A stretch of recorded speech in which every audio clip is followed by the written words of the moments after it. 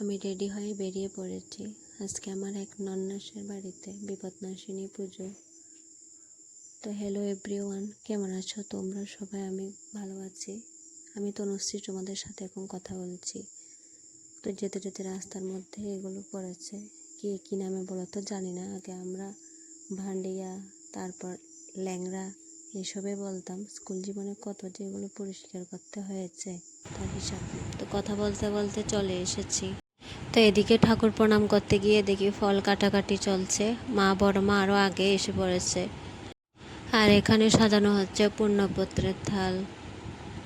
তো মা এদিকে দেখে পায়েস রান্না করছে, আর এদিকে সবজি কেটে রেখেছে।